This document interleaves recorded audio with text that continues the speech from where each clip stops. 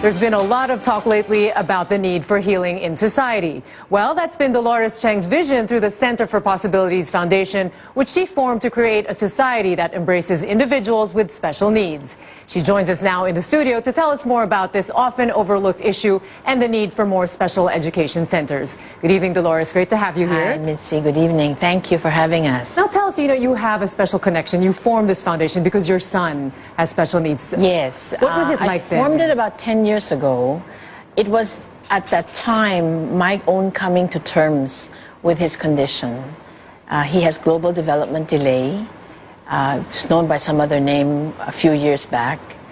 And at that time, I wanted to understand what it meant to raise a child with special needs. And what was it like? Because at the time there were no support groups. In fact, that's what your foundation provides now. Very difficult. Internet was a fledgling phenomenon, and there were no support groups for his particular type of disability that I understood. I didn't know where to go. I didn't know who to see. I didn't know where I could find what I needed to know. So I thought that maybe if I formed a group of my own, I would be able to ring a call to other people who might have be in the same boat, and need some help. And there is a stigma attached to this. People don't know how to talk about it, or some people are in denial. A lot of people are in denial when they have children with special needs. A lot of them downplay it instead of calling it what it might be. They say he's late, maybe a little slow. But that's about it. It's normal with boys. It's not so normal with girls, and so on. So there's no look. You know how people often say, your son doesn't look like he's really, a special child. My son is 22 now, but even as a little boy, he didn't look like he had any disability. And if you talk to him now, he would talk a blue streak. But by the fourth minute, he starts repeating certain things. You kind of get the picture. And to raise awareness on this issue, your group created a film. It's coming out in September. It's called Yakap. It's called Yakap. Yakap is the Tagalog word for embrace, because our vision is to create a society that will embrace all children with disability into the mainstream of our lives, and to treat them the way we treat each other, with compassion, with respect, with dignity.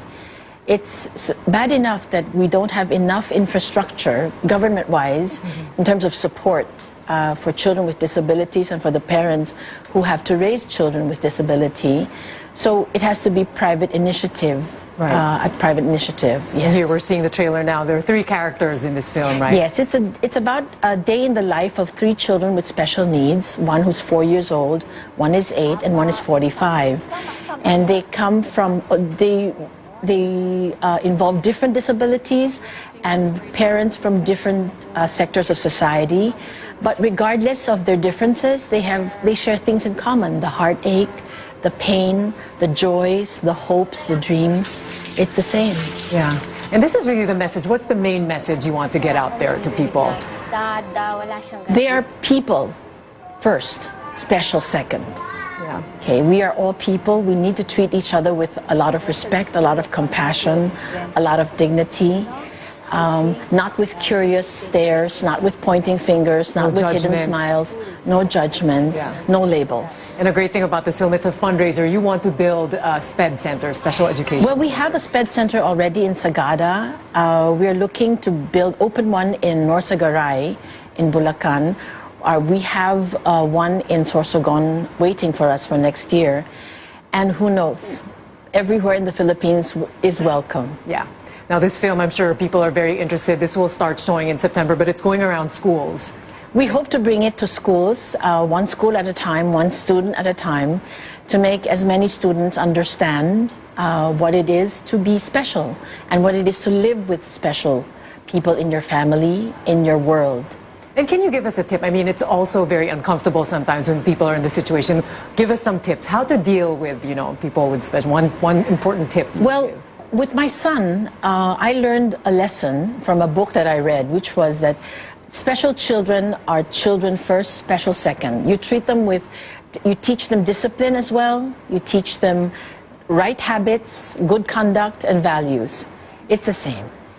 We don't let their specialness become an excuse. We let it become not an enabling crutch at all. It becomes something that is just a matter of fact, a matter of course. So we can help empower them. Thank you very much Thank for you being here too. tonight, Dolores Thank you Cheng very of much Center too. for Possibilities. All the best for the film.